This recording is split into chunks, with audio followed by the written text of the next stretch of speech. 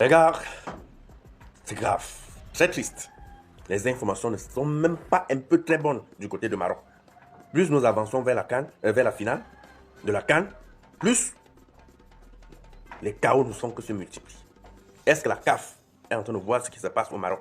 Est-ce que la FIFA est en train de voir ce qui se passe au Maroc? Est-ce que nous sommes en train de parler encore football au Maroc? Voici le premier frère camerounais, employé d'une maison de communication ou bien d'une entreprise de communication au Cameroun. Retrouvé Daï dans sa chambre. Depuis ce jour-là, les gens ont parlé, comme d'habitude, comme les Africains sont champions, sorcellerie, patati patata. On a même cru, à un moment donné, à ce qui se disait, ce dont les gens parlaient. Mais on était surpris, quelques heures ou bien quelques jours encore après, on nous annonce le décès de ce journaliste malien. Daï dans les mêmes circonstances. Vous savez encore même ce qui est encore même plus grave, ce qui est encore plus curieux, c'est qu'on nous annonce que l'hôtel dans lequel les gars logeaient, les caméras ne fonctionnent pas. Ah Tara, j'ai dit, hein, nous sommes même dans quel monde? Nous sommes sur quelle planète même, en fait? Qu'est-ce que vous voulez nous faire comprendre?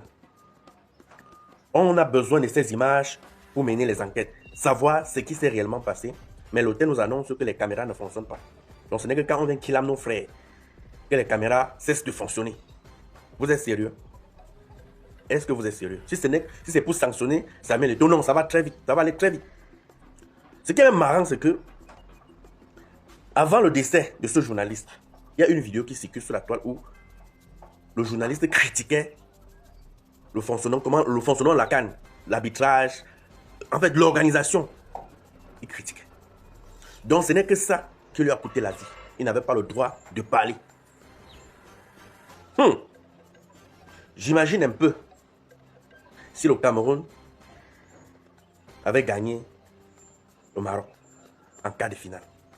J'imagine un peu si le Nigeria les gagnait en demi-finale.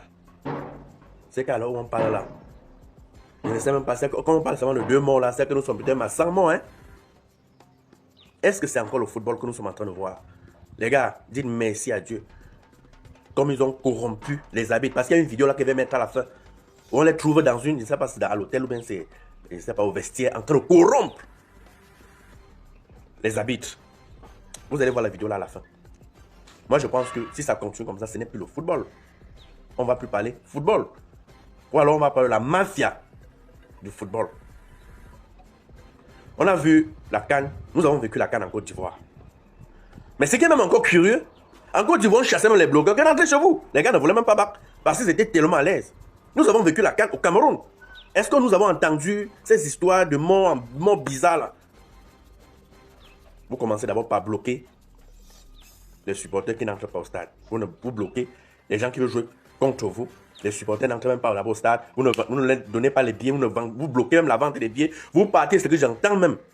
Vous partez même payer les gens. Vos gens qui ne sont même pas fans du football. Vous payez pour qu'ils viennent au stade, faire les bruits, insulter les noirs.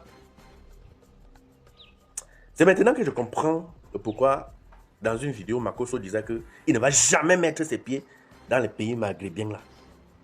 C'est maintenant qu'il lui donne raison. Oui. Je ne comprenais pas. Le type avait vraiment, il a une vision. Ces gens sont dangereux. Ces gens sont méchants. Racistes. Mais si nous allons continuer donc à vivre ça. Vous êtes venus au Cameroun. On vous a bien reçu. Hein. Même quand vous avez insulté nos stades, insulté les pelouses, insulté même les hôtels, dit comment il y a la poussière. Mais est-ce que vous êtes rentré avec une blessure? Quelqu'un vous a même insulté. Nous avons perdu. Ou c'était en demi-finale. C'est pas que je crois bien. Mais est-ce qu'on s'est plaint? On ne s'est pas plaint. Parce que nous organisons, nous respectons les règles du football. Mais vous organisez la CAN chez vous, vous voulez absolument remporter. Est-ce que c'est normal? Non, là ce n'est plus un jeu. Ce n'est plus un jeu. La Côte d'Ivoire, c'était pareil. Ils ont été repêchés, mais ils avaient accepté, bon, malgré que les supporters sont fâchés, mais là c'était les supporters. Là c'était les fans du football. Ce n'était pas la fédération. C'était pas, je ne sais pas trop. Le staff en fait, ceux qui sont à la charge du football en Côte d'Ivoire, qui me faisaient tous ces magouilles, qui se fâchaient comme ça, c'était les fans, c'était les supporters. Donc, la Côte d'Ivoire nous a bien accueillis et la CAN s'est très bien passée. On n'a pas entendu les histoires que nous sommes en train d'entendre au Maroc. Je ne sais pas si c'est une première ou je ne sais pas si ça s'est déjà passé aussi ailleurs. Mais vraiment, ce que nous sommes en train de voir, 2 personnes, c'est beaucoup. Et des morts mystérieuses, des morts bizarres. C'est quel genre de mort ça? Une mort bête. On trouve tous les gens. C'est quoi? Si c'est une personne, on peut encore dire oui. Là, avec ses crises cardiaques. Ou alors, je ne sais pas trop. Mais 2, je sens qu'après la finale, là, si le Sénégal remporte la finale, ça ne sera pas une histoire de 2 personnes seulement. Donc, c'est-à-dire que la CAF doit déjà voir comment renforcer la sécurité du côté du Maroc. La CAF doit renforcer la sécurité ou bien la FIFA. Parce que là, l'heure est déjà très grave. Malgré qu'ils font le magouille, ils avancent. Tout le monde sait que sans la mafia, le Maroc ne serait plus dans la compétition. C'est-à-dire le Cameroun même qui devait les éliminer. On a vu tout ce qui s'est passé. Tout le monde entier a vu. On a dit ok. Mais ça ne vous suffit toujours pas. Vous continuez à tuer les gens. Pourquoi? C'est quoi cette histoire? Non, là, ce n'est plus le football. Et moi, je pense même qu'on doit les sanctionner. Ils ne doivent même plus jamais organiser une CAN chez eux. On n'organise pas une compétition pour tuer les gens. Mais vous organisez une compétition pour qu'il ait laissé comment? C'est quoi? C'est quoi? Le football, c'est le sport. C'est un jeu de fair play. Tu gagnes, oui, tu chantes, tu en joie. Tu perds, ok. Prochainement, tu mises. Tu avances. C'est comment? Donc, vous n'allez pas perdre. Quels sont même ces pays maghrébins barbares comme ça?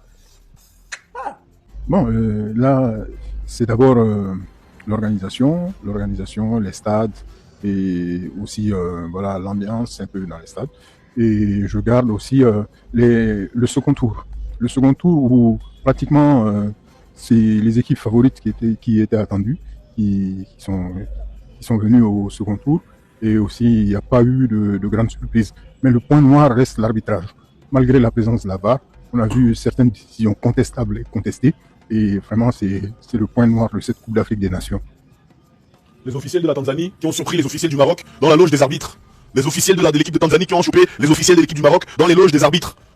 Les soi-disant brésiliens d'Afrique ont besoin de corrompre les arbitres pour pouvoir s'assurer de gagner un match face à la Tanzanie. Je répète, les brésiliens d'Afrique ont besoin de corrompre les arbitres pour s'assurer de gagner un match face à la Tanzanie. Ce n'est pas digne. Rien que pour ça, vous n'êtes pas digne de gagner ne serait-ce qu'une CAN pendant les 50 prochaines années. Sur le terrain, vous ne valez rien. Et en dehors du terrain, vous montrez votre vrai visage. Même au niveau des... Ça veut dire, vous n'êtes pas un pays de football.